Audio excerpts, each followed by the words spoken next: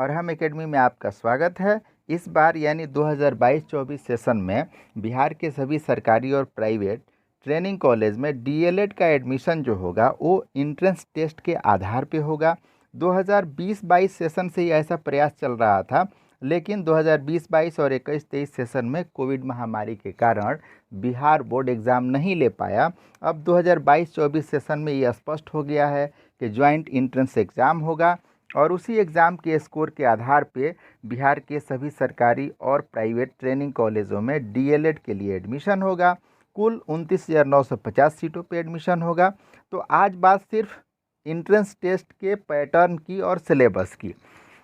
जो एग्ज़ाम होगा कुल 150 क्वेश्चन आएंगे, 450 नंबरों का एग्ज़ाम होगा, 150 मिनट यानी 2.5 घंटे की परीक्षा होगी।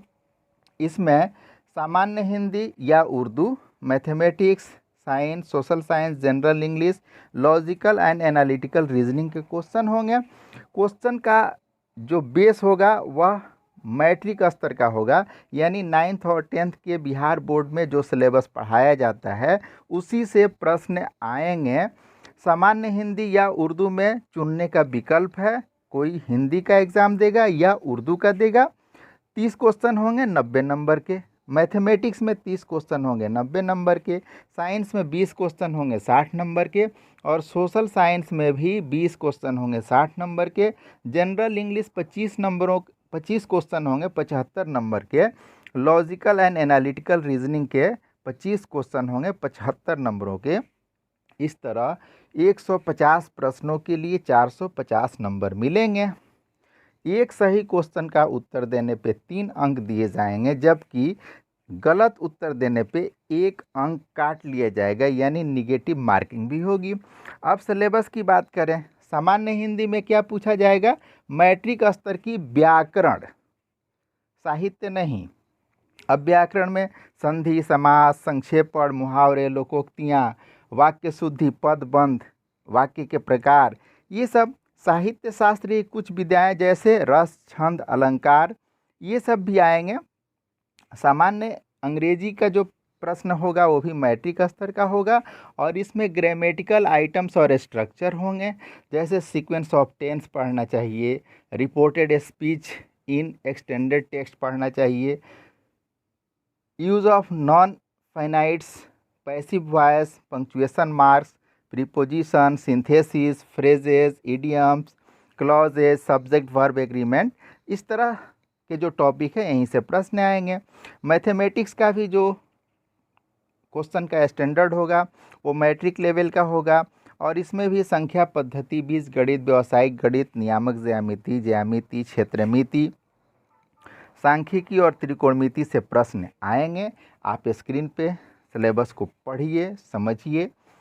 साइंस से जो प्रश्न आएंगे वो भी मैट्रिक स्तर के होंगे और 9th 10th दोनों के जो टेक्स्ट हैं वहीं से प्रश्न आएंगे। पादप एवं जंतु जनन अंग के बारे में, वाष्पीकरण, ऊष्मा का अवशोषण, ठोस, द्रव और गैस की विशिष्टता, तत्व यौगिक मिश्रण, आइसोटोप, आइसोबार, पौधों और जंतुओं में विविधता, जंतुओं के प्रमुख समूह, क्लोरोप्लास्ट, माइटोकॉन्ड्रिया, रिक्तिकाएँ, अंतःद्रव्य जालिका, गोल्जिका, यानी सेल की संरचना पूरी, सूक्ष्म जीव जैसे जीवाणु, विषाणु, प्रोटोजोआ, गति, विस्थापन, वेग, बल और गति, न्यूटन गति के नियम, कार्य, ऊर्जा और शक्ति, ध्वनि, प्राकृतिक संसाधन, वायु, जल एवं मृदा प्रदूषण, अम्ल, भस्म और लवण, धातु कर्मीय प्रक्रिया, तत्वों का आवर्त सारणी में वर्गीकरण, हमारा पर्यावरण, सजीव की परिभाषा, प्रजनन, पौधों से जंतुओं में प्रजनन, परिवार नियोजन, HIV एड्स जैसी बीमारियां, महिला स्वास्थ्य, आनुवांशिकी एवं जैव विकास, विद्युत परिपथ, चुंबक, लाइट, प्राकृतिक संसाधन, ऊर्जा के स्रोत।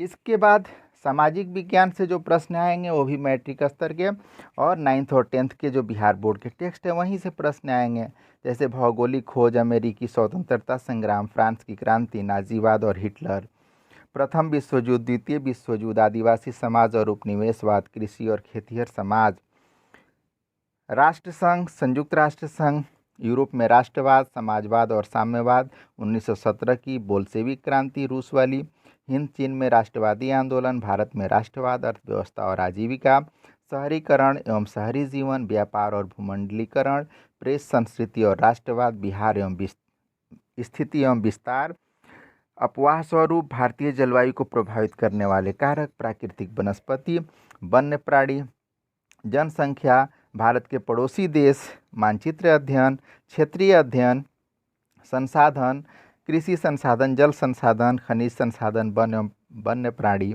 शक्ति संसाधन, निर्माण उद्योग, परिवहन, संचार और व्यापार, बिहार, प्राकृतिक संसाधन, समकालीन विश्व में लोकतंत्र, लोकतंत्र का व्यापक अर्थ, संविधान निर्माण, भारतीय संविधान की विशेषताएं, चुनावी राजनीति, चुनावी प्रणाली, संसदीय लोकतंत्र, लोकतांत्रिक अधिकार, सत्ता